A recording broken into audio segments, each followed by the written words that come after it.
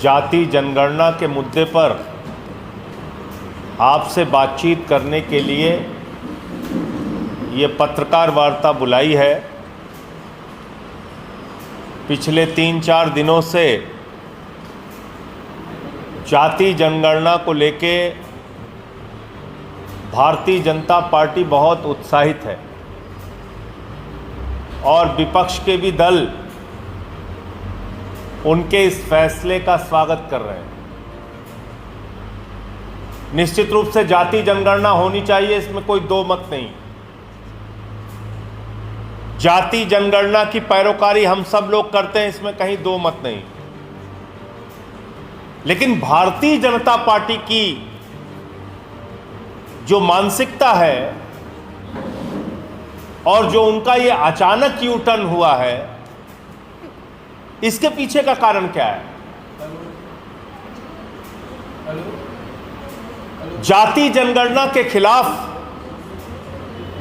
भारत के प्रधानमंत्री ने कहा कि जो लोग जाति जनगणना की बात कर रहे हैं वो पाप कर रहे हैं। प्रधानमंत्री ने कहा कि सिर्फ 4 जातियां होती हैं, 4 जातियां, जिसमें उन्होंने गरीब, युवा, महिला, इन सब की बात की। योगी आदित्यनाथ जी ने जाति जनगणना के खिलाफ खुलेआम बोला। गडकरी साहब ने तो उससे भी एक बातें आगे 1-2 हाथ जाके बोला कि जो पूछेगा जात उसको मारेंगे लात।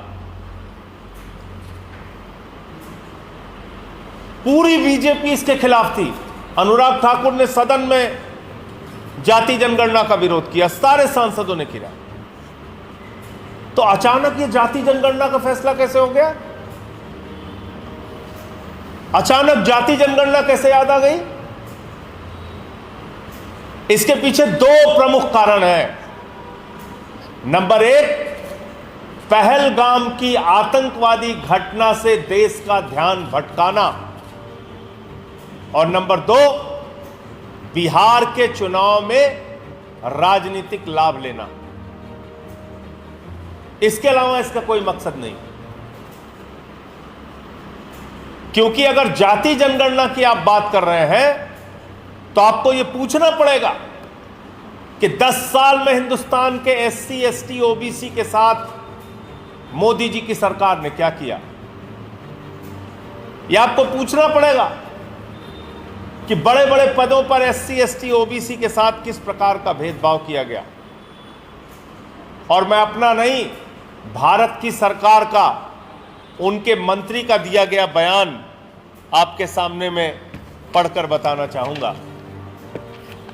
भारत सरकार के केंद्रीय मंत्री जितेंद्र सिंह जी ने कहा कि वर्तमान में केंद्र सरकार में संयुक्त सचिव और सचिव के पद पे, यानी कि ज्वाइंट सेक्रेटरी और सेक्रेटरी के लेवल पे 322 अधिकारी हैं, जिसमें 16 SC है, 13 ST है, 39 OBC है और 254 सामान्य वर्ग के लोग हैं। यह है SC, ST, OBC के साथ मोदी जी की सरकार का न्याय। सेक्रेटरी और ज्वाइंट सेक्रेटरी के लेवल पे 254 सामान्य वर्ग के लोग हैं, 39 OBC हैं और 13 और 16 SC, ST है। इसके अलावा केंद्रीय विश्वविद्यालयों की अगर आप बात करें तो केंद्रीय विश्वविद्यालयों में 82% पद शेड्यूल कास्ट के खाली हैं, शेड्यूल ट्राइब के 93% पद खाली हैं और OBC के 96% पद खाली हैं केंद्रीय विश्वविद्यालयों में। इसके अलावा हाई कोर्ट के जजों की बात अगर हम करें, जहां पे आरक्षण की व्यवस्था नहीं है, जहां कोई आरक्षण की व्यवस्था नहीं है, जहां सरकार का इतना तो हस्तक्षेप है कि भाई जब आप जजों की नियुक्ति कर रहे हैं तो उसमें कितना प्रतिनिधित्व अलग अलग जातियों को दे रहे हैं, वो सुनेंगे तो आप हैरान हो जाएंगे। मैंने पार्लियामेंट में सवाल पूछा था, पूरे देश के हाई कोर्ट के अंदर 661 जज हैं, 661 जज में शेड्यूल कास्ट के 21, शेड्यूल ट्राइब के 12, अनुसूचित जाति के 21, अनुसूचित जनजाति के 12 और ओबीसी के 78 और 550 जज सामान्य वर्ग के हैं। 661 में से पूरे देश की न्यायपालिकाओं में 550 जज सामान्य वर्ग के हैं। अब आ जाइए केंद्रीय विश्वविद्यालयों में एससी, एसटी, ओबीसी के लिए जो रिक्त पद है उसकी संख्या क्या है और उसकी असलियत क्या है। असिस्टेंट प्रोफेसर के पद पे अनुसूचित जाति के 1352 पद स्वीकृत हैं, 377 रिक्त हैं, 27% पद रिक्त हैं। अनुसूचित जनजाति के 696 पद स्वीकृत हैं, 463 कार्यरत हैं, 233 यानी कि 33% पद रिक्त हैं। ओबीसी के 2178 पद स्वीकृत हैं, 1267 पद पे लोग कार्यरत हैं, 911 पद रिक्त हैं, यानी कि 41.82% पद रिक्त है। दिव्यांगों के 308 पद स्वीकृत हैं, 151 कार्यरत हैं, 157 रिक्त हैं, यानी कि लगभग 50% पद रिक्त हैं, खाली हैं। ये देश के विश्वविद्यालयों की हालत है और मैं आपके सामने बड़ी विनम्रता पूर्वक पूछना चाहता हूं, जब आपने एक एक करके सरकारी कंपनियों को बेच दिया तो सिर्फ आप कंपनियों को नहीं बेच रहे हैं बल्कि इस देश के एससी, एसटी, ओबीसी के भविष्य को भी बेच रहे हैं, क्योंकि प्राइवेट कंपनियों में आरक्षण की व्यवस्था नहीं है। सरकारी कंपनियों में, सरकारी संस्थाओं में आरक्षण की व्यवस्था है। जब आपने सरकारी कंपनी को बेच दिया तो लाखों की संख्या में हिंदुस्तान के अंदर एससी, एसटी, ओबीसी का हक आपने मार लिया। उस पर आपका क्या जवाब है, आप बताइए। ये जो मैंने आंकड़े आपके सामने रखे, इस पे क्या जवाब है, आप बताइए। इतना ही नहीं, लेटरल एंट्री के जरिए इस सरकार ने ज्वाइंट सेक्रेटरी के पद पे नियुक्ति की है। लेटरल एंट्री के जरिए आउटसोर्सिंग एक शब्द चलाया जाता है। आज किस तरह से नौकरियां खाई जा रही हैं, सोचिए आप।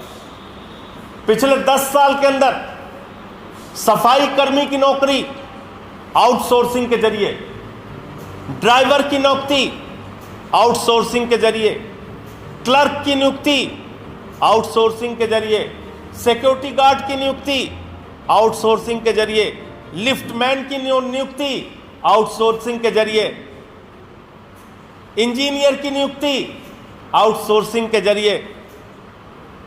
ये आउटसोर्सिंग एक शब्द ऐसा आप लेके आए, हर काम में जहां पे एससी, एसटी, ओबीसी को नौकरियां मिल सकती थी, आपने पिछले 10 साल के अंदर उनका हक मारने का काम किया।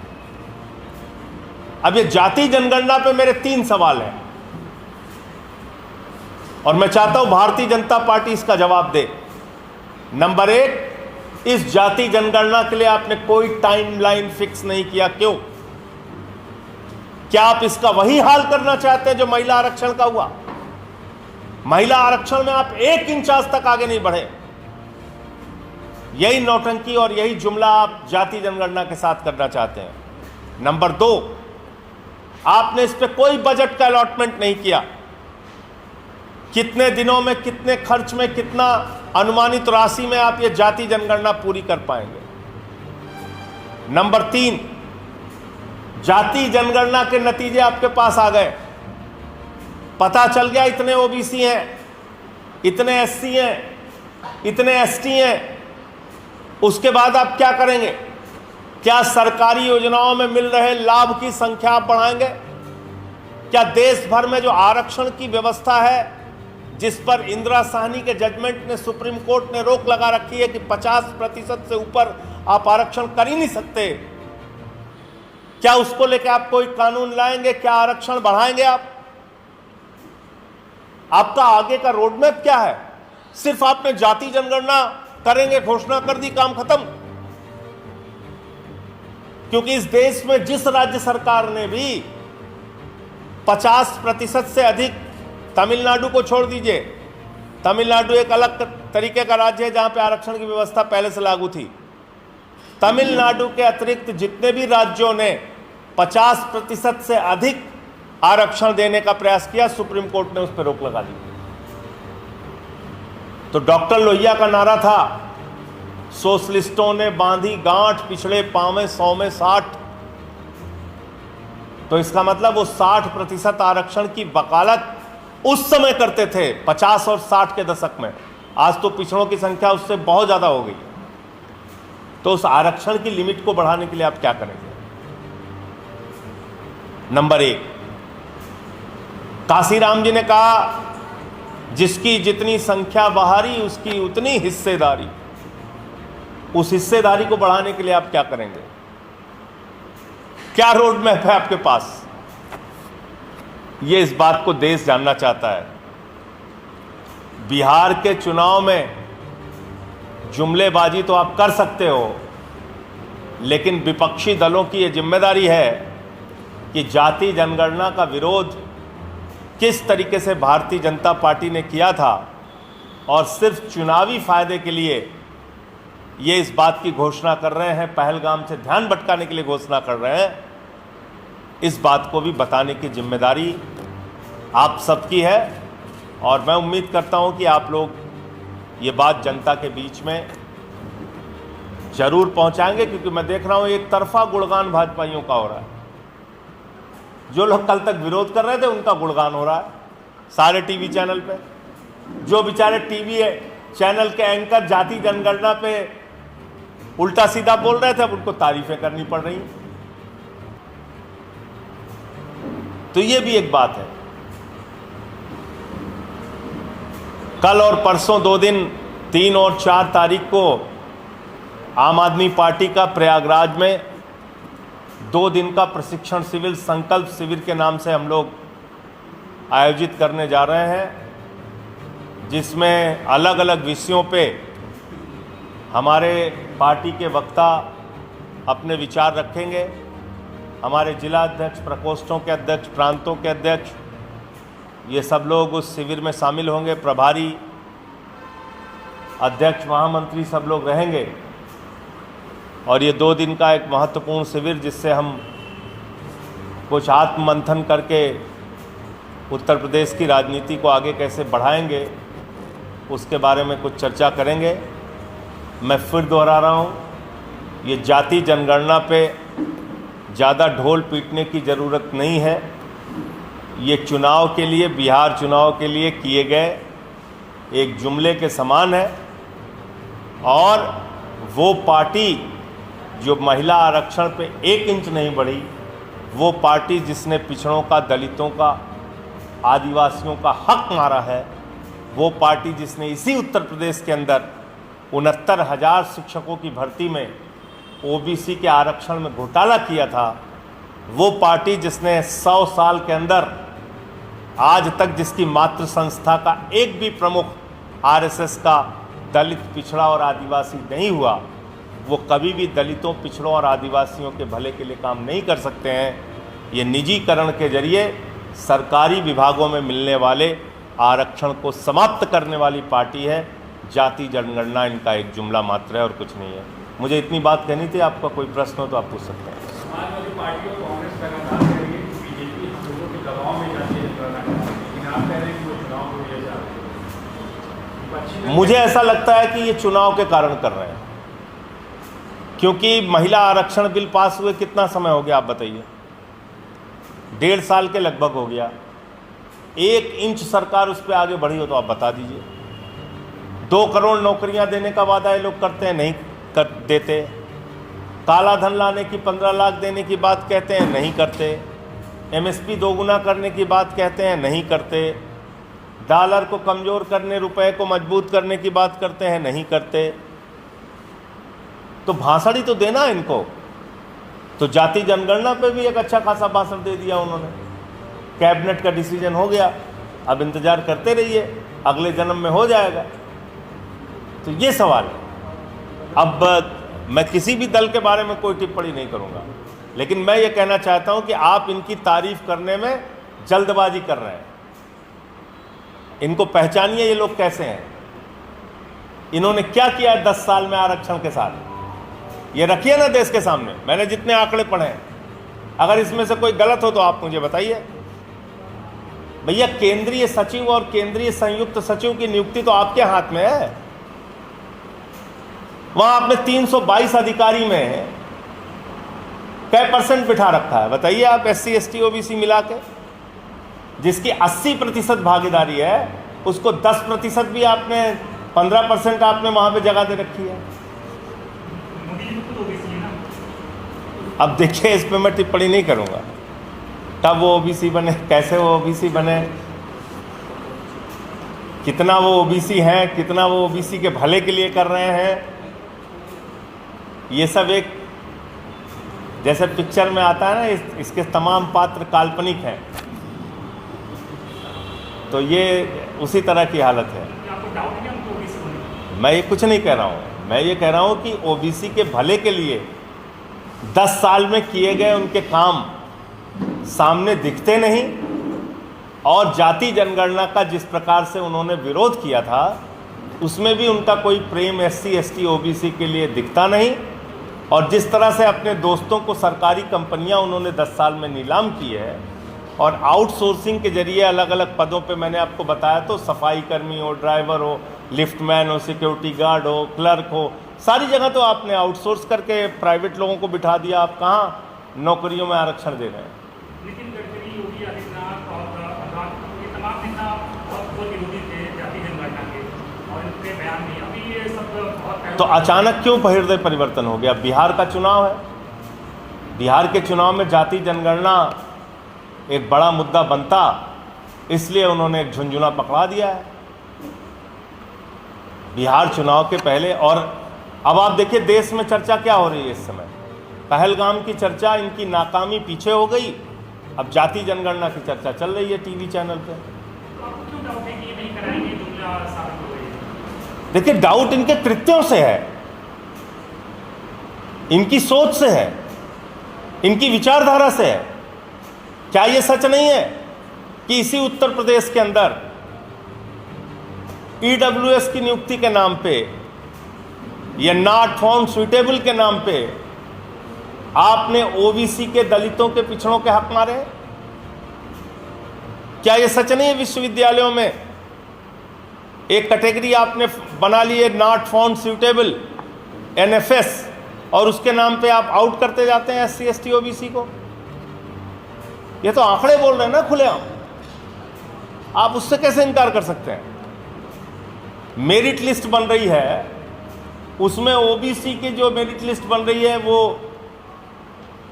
ज़्यादा जा रही है, जो EWS की है वो कम जा रही है। तो इसका मतलब जो OBC है या SC ST हैं, उनके पिछड़ेपन के कारण या उनके आर्थिक रूप से, राजनीतिक रूप से, सामाजिक रूप से पिछड़ेपन के कारण आपने उनको आरक्षण दिया है, तो उसका क्या लाभ मिल रहा है उनको?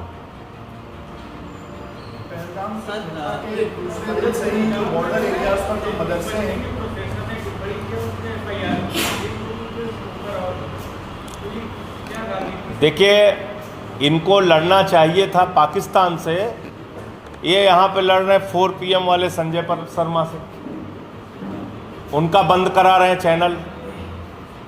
इनको लड़ना चाहिए था पाकिस्तान से, ये लखनऊ यूनिवर्सिटी के एक प्रोफेसर मेडुसा पे उस पर FIR करा रहे हैं। इनको लड़ना चाहिए पाकिस्तान से, तो ये घूम घूम के पत्रकारों को धमकाने में, टीवी चैनल को, यूट्यूब चैनल्स को धमकाने में लगे हुए हैं। इसलिए मैं ये कहता हूँ, ये सिर्फ संजय शर्मा का सवाल नहीं, आप दूसरे चैनल्स पे बातें शुरू करेंगे। भैया आप मुझे बताओ ना वहां पर सिक्योरिटी फेलियर हुआ नहीं हुआ? 2000 लोग अगर उस घाटी में मौजूद थे, बैसारन घाटी में, तो वहां सुरक्षा क्यों नहीं थी? पुलिस क्यों नहीं थे? सेना के जवान क्यों नहीं थे? खुफिया तंत्र को जानकारी क्यों नहीं थी? पाकिस्तान का आतंकवादी 200 किलोमीटर सैर करते हुए आया और मार के हमारे लोगों को चला गया। 27 निर्दोष लोगों की हत्या कर दी उन लोगों ने, धर्म पूछ पूछ के मार दिया, और आप कह रहे हो कि नहीं साहब कोई बात नहीं। हम जो भाषण दे रहे हैं वो सुनिए आप। पीओके वापस लीजिए। आप तो कहते हो ना, पूरा देश कहता है पीओके से आतंकवाद को पोषित किया जा रहा है और वहां से केंद्र बना के हिंदुस्तान में घुसपैठ की जाती है। तो आप पीओके को कब्जा में लीजिए अपने, कौन रोक रहा है आपको? खुद सरकार ने सर्वदलीय बैठक के अंदर ये कहा 20 अप्रैल को बिना जानकारी के वो जगह खोल दी गई। मैं सर्वदलीय बैठक में मौजूद था। मैंने कहा क्या मजाक बना रखा है आप लोगों ने, कैसी बातें आप कर रहे हैं? इतने संवेदनशील जगह को आपने बिना किसी जानकारी के खोल दिया और आपको पता नहीं चला। फिर पता चला कि नहीं, वो झूठ बोल रहे थे। दरअसल 20 अप्रैल नहीं, पूरे साल भर से वो जगह खुली हुई है। तो सर्वदलीय बैठक में भी केंद्र की सरकार झूठ बोल रही है, गलत जानकारी दे रही है।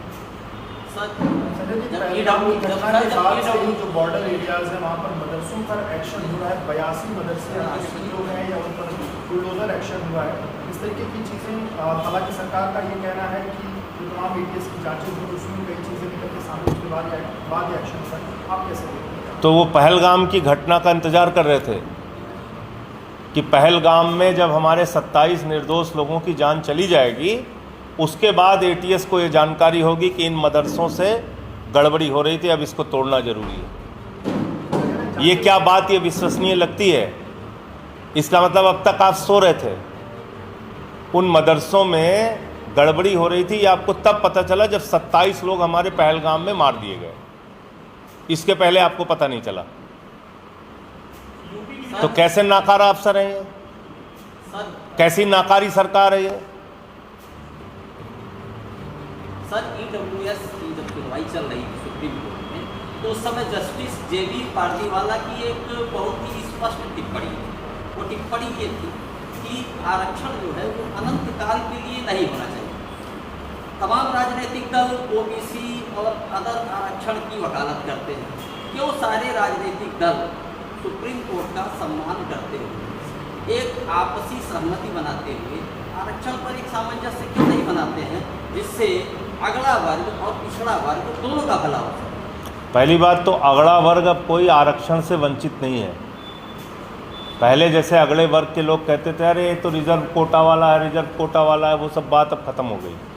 अब अगला वर्ग भी आरक्षण की श्रेणी में आता है। पहली बात तो ये क्लियर है। दूसरी बात ये है कि अगर आज भी मंदिर जाने से दलितों को रोका जा रहा है, घोड़ी पर बैठने से, मूछ रखने से उनको मारा जा रहा है, अगर आज भी भारतीय जनता पार्टी का नेता मध्य प्रदेश में आदिवासी के सर पे पेशाब कर रहा है, तो बिल्कुल जरूरी है आरक्षण। मेरी बात सुनिए आप, पहले मेरी बात तो सुनिए आप, मेरी बात आप सुन लीजिए।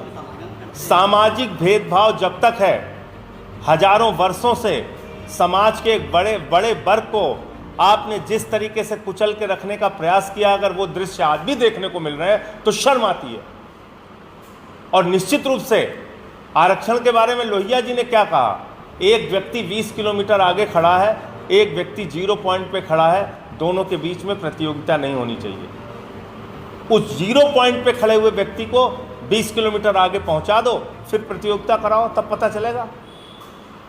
अभी असलियत बताऊं आपको, इसी UPSC में आंकड़े आए, उठा के देख लीजिए। इंटरव्यू में नंबर कुछ लोगों को ज़्यादा दे दिया गया, कुछ लोगों को जानबूझ के कम दे दिया गया, रैंक में वो पीछे चले गए। क्या ये सच्चाई नहीं है? तो इसलिए मैं ये कहता, और एक बात आप समझिए, हमेशा सच कहने के लिए हिम्मत होनी चाहिए। अपना अपना फ़ायदा तो हर आदमी सोचने में लग जाएगा तो उसकी कोई सीमा नहीं है। इसलिए जो इस समय इस देश के अंदर अन्याय हो रहा है दलितों के साथ, पिछड़ों के साथ, गांवों में जिस प्रकार से मंदिरों में कभी कभी घोड़ी पे बैठने के जो दृश्य सामने आते हैं, वो कोई आप इस बात को, सच्चाई को मानिए कि अभी भी एक भेदभाव है समाज के अंदर। एक सवाल है, आप प्राइवेट सेक्टर में आरक्षण की बात करते हैं, तो क्या आम आदमी पार्टी अपने जिन राज्यों में सरकार वहाँ से शुरुआत करके एक कदम आगे बढ़ाएगी? भैया, मोदी जी के सबसे करीबी जो मित्र हैं अडानी साहब, उनको तेल दे दिया, बिजली दे दिया, पानी दे दिया, गैस दे दिया, कोयला दे दिया, सड़क दे दिया, पोर्ट दे दिया, एयरपोर्ट दे दिया, आकाश से लेकर पाताल तक सब कुछ दे दिया। पहली शुरुआत देश के प्रधानमंत्री इस दिशा में करें और बात करें अपने पूंजीपति दोस्तों से, उसमें सभी राजनीतिक दलों को आमंत्रित करें। ऐसे हवा में कोई बात कह के काम नहीं चलता है, इसलिए सबको बुलाइए, सबसे बातचीत करिए और कैसे उनको हिस्सेदारी दी जा सकती है उसके बारे में सामूहिक निर्णय लेके आगे बढ़िए। जब आप सरकारी कंपनियों का निजीकरण कर रहे हैं तो आप आरक्षण को ख़त्म कर रहे हैं। मैं दोहरा रहा हूँ इस बात। धन्यवाद। योगी आदित्यनाथ ने विधानसभा में कहा था कि वो जाति जनगणना यूपी में नहीं कराएंगे, लेकिन अब वो कराने को तैयार है, लेकिन इसमें जो चुनाव के लिए लगता है कि वो चुनावों में तहसीलों में सब उन्होंने बिरादरी के लोगों को ही भर्ती किया है। देखिए, ऐसा है कि कथनी और करनी का फर्क बिल्कुल खुली आंखों से सबको दिखता है। अगर आप कह रहे हैं आरक्षण और जाति जनगणना के बारे में पहले खिलाफ बोल रहे हैं, अब कह रहे हैं हम कराएंगे, तो बिल्कुल ठीक कहा आपने। प्रशासनिक नियुक्तियों में भी आप कितनी भागीदारी किस किस जाति के लोगों को यूपी में दे रहे हैं, उसका मूल्यांकन तो होगा, उसको देखेंगे लोग और उस पर सवाल भी खड़ा करेंगे।